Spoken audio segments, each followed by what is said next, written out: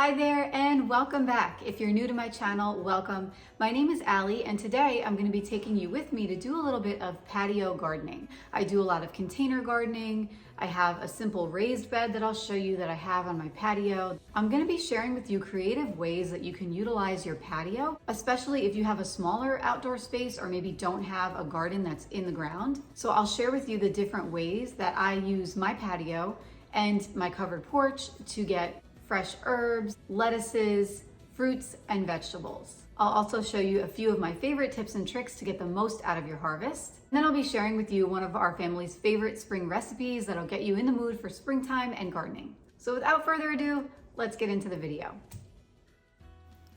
We're gonna get started on my patio using one of my favorite gardening pieces, and that's the tower garden. So I got my tower garden, this is my 4th season, and every year it gets better and better. So it's super cool, the kids love it, and I cannot believe the amount of fresh lettuces and herbs and fruits and vegetables that come off of this thing. Really, it's pretty mind-blowing. And you even have some pods to put with edible flowers and pollinators. So I'm showing you this because this is what the garden looks like just after a few weeks after having planted it. So you can see up top, I have lettuces, I have basil, tons of fresh lettuce, tons of herbs. And I was using the basil, I was making so many batches of pesto. You can see all my cucumbers in there that just kept coming, squash flowers. And again, just being able to go outside the door of our kitchen and pick those herbs and make my own salad every day. It's such a simple way to eat healthy. And I've had gardens in the ground, and I have to say, this, for me, blows those away because it's much better with pests and things like that, being that you're growing above ground and without the soil. So these are just some recipes. I showed you fried squash flowers. This is a big batch of pesto that I made. This is a cold cucumber soup. By the way, I'm linking all of these for you in the description. And this is a gluten-free lasagna that I made with the zucchini.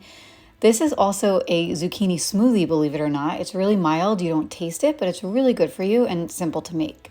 So this is after I had just planted it, and I'm gonna take you through it step by step and kind of show you a little bit about how the tower garden works and then what I did to plant it. So you can see under here that I'm showing you what's in the bottom. You just basically fill it with water. And then there's a pump in there that shows you how it pumps the water all the way up. And I just had to show you this guy because there was the cutest little mini frog that was, he had somehow must have kind of gotten into the basin of the tower garden. So I was just like shushing him along and then finally he hopped away. But back to the tower garden. When you order the tower garden, it comes with these little net pots, and you'll see in just a second how it works. But the garden gives you, at least my version, there's different ones, but my version gives you 20 different growing spaces. So what you do is you pop these pods right into each of the growing spaces. And when you need more of these, by the way, you can get them on Amazon, and I'll link those for you. And then you want to fill the basin with water. And the tower garden also starts you off with a mineral blend. So you have a mineral blend A and a mineral blend B, and these are just your basic nutrients. So there's nothing chemical in there. It's just some nitrogen, some basic minerals. And because you're not growing in soil, you're growing aquaponically. So this is what helps feed your plants in a natural way. So you just measure some of those minerals out, stir them around, and then you place the cap back on your garden. And I get my plants from a source called True Garden, which I've linked for you as well. And I have to show you how this all works. So you go on their website and you order whatever it is that you want. You can do cucumbers, you can do squash, you can do tomatoes, again, any herbs, salads, lettuces, microgreens. They really have anything. And they send them to you in these containers that are very conveniently labeled, alphabetized, and then they give you a sheet of paper that shows you which plant is in which slot. So see how the A over there, it's a zucchini, it correlates with the zucchini in slot A. So now I know when I'm taking these out, because when they're little plants like this, it's kind of hard to tell, what's what. But when I have it super organized the way that they send it, I know exactly what is going into which pod.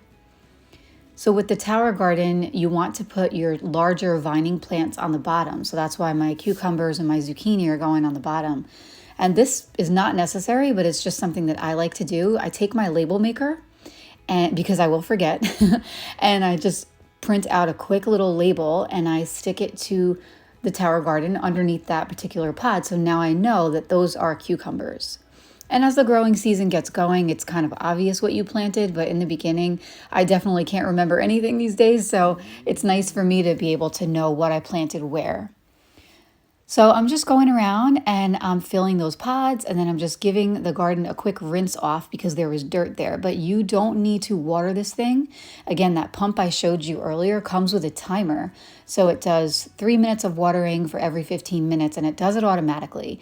And then in just a short amount of time, again, you're going to have, it's going to blow your mind, I promise. You're going to have a crazy bounty of lettuces and any kind of herbs that you feel like growing. It's so fun to pick it. And again, my kids really love coming out every day and seeing what's growing. And I love that there's less pests and I don't need to spray anything. That's just a big batch of basil that I grew.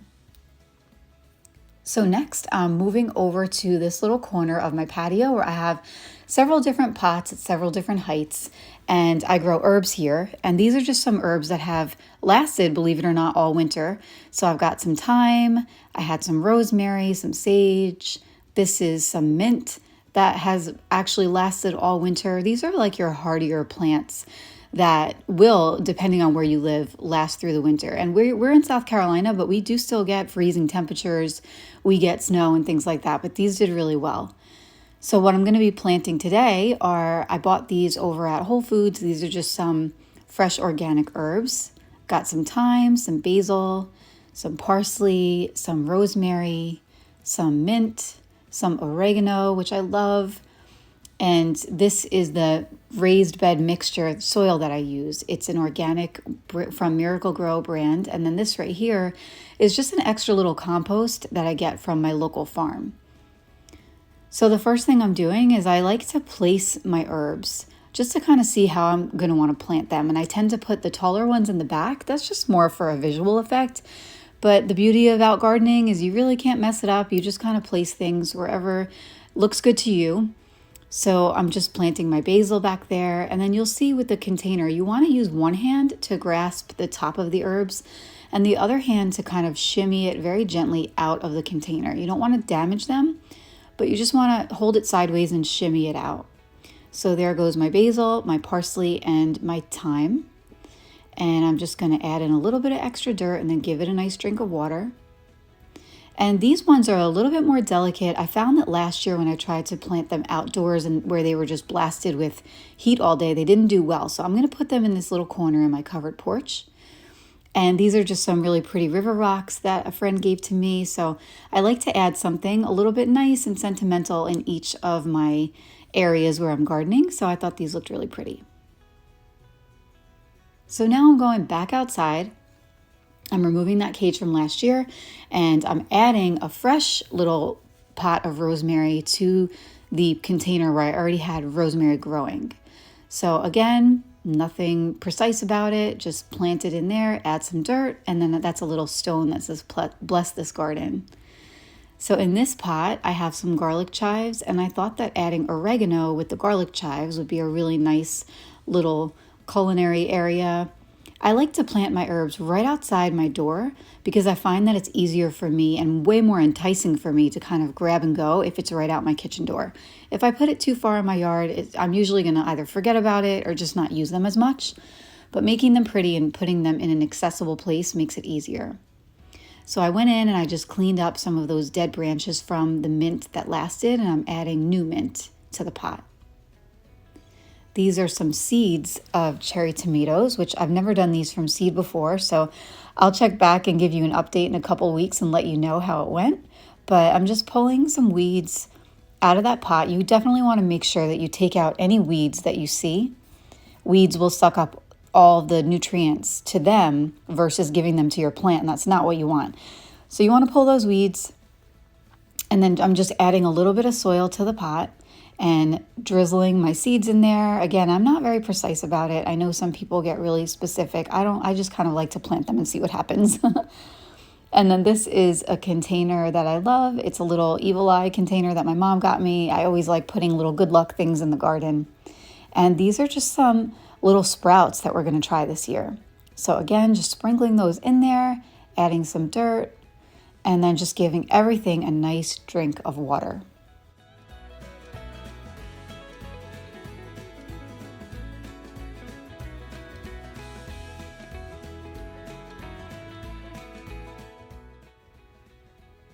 So we're moving on to this raised bed.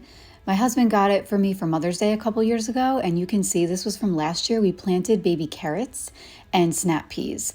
And the carrots did really, really good, actually. You can see what we pulled from them last year. The kids loved these. They were great for snacking, and I never grew carrots before. And I was surprised that you could grow them in this container, but turns out you can. And again, it worked out really well. So this is just some kale that kind of overwintered, and we had picked from it several times and it kept coming back, but this batch definitely got a little damaged. So I'm gonna go in there and I'm gonna pull. This side was some bok choy that went to seed, and I kind of liked the way it looked during the early spring, late winter. It had these pretty yellow flowers on top, so I left them there, but it's time to take them out now. And what I'm doing is I'm just removing all that good dirt from the roots. You definitely want to keep any dirt like that in your garden because that dirt is very nutritious. It's got a lot of nutrients in them that you don't want to be removing. So the more you cultivate your soil, every year your dirt will likely get better and better. And then I'm just going in with a little garden shovel and I'm just tilling the soil. So really, again, nothing fancy about it. You just want to turn over the soil, kind of get in there almost like you're mixing cake mix. And what you want to do is just break up any roots or large chunks, and you want to just allow it to get some air under there. That's what's going to help your nutrients flow. That's what's going to help your plants get more water and pull more vitamins from the dirt. So I'm topping it off with a little bit of that organic Miracle-Gro, and then I'm also going to add a little bit of the compost that I showed you earlier that I got from our local farm, and then I'm just gonna, again, mix it in like you're making a cake. You can see my little helper join me. Penelope came out to help me. She really likes to help garden, so she's just mixing up that soil and breaking up any chunks, getting it nice and ready for the seeds that we're gonna plant, which this year I decided to try some radishes since I like them and I never grew them before. And I'm also planting some bok choy. We use bok choy a lot. I like bok choy to use either for a quick saute for a weeknight dinner, or I have it raw in our smoothies. And I find that it's very easy to digest compared to, let's say, spinach or kale, and it's loaded with B vitamins, and you also can't really taste it. So my kids like it, I like it, and it's just a very mild way to get your vitamins in.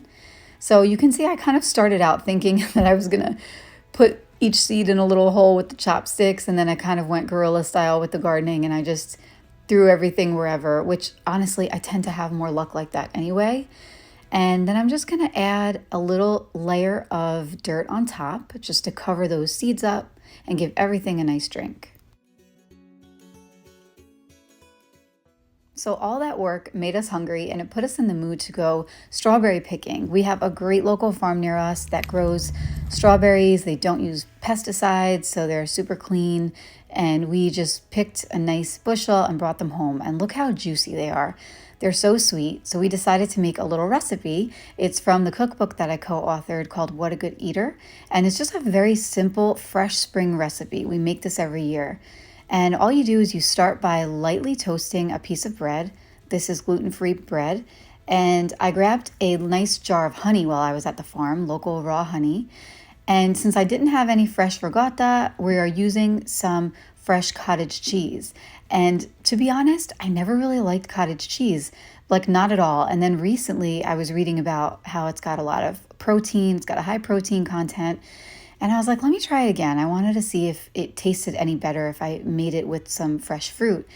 And I have to tell you, it is so delicious. It doesn't taste weird at all. I know for some people it was a textural thing, but once you pair it with fresh fruit like this, totally hit the spot for me. And I just find it really delicious. And when you're having a craving for something cool, especially on those hot spring days, this is a total hit. So you just slice those strawberries thin and put them in the layer on top of the bread. And then just dip a honeycomb into your honey and you just want to drizzle. Look how good this looks. You just want to drizzle that honey a little bit across the top. You don't need much since the strawberries are already sweet. And again, this is just a nice savory snack, especially on a warm spring day. The creaminess of the ricotta or the cottage cheese and the sweetness of the fresh berries and the honey hit the spot. Great snack. And this, again, this is from our What a Good Eater cookbook. And we wrote this when my kids were babies and toddlers, but we still cook from this and use this cookbook even today when they are going to be 11 and 9.